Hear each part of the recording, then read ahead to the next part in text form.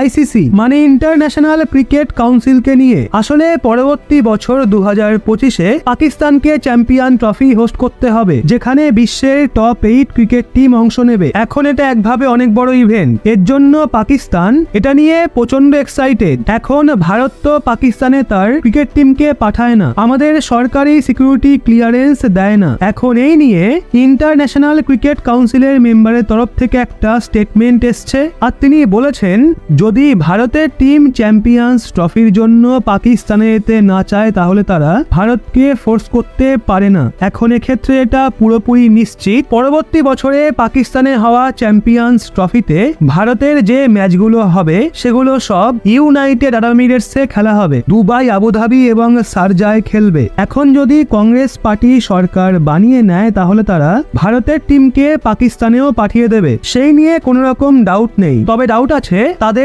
সরকার গঠন হবে কিনা সেই নিয়ে।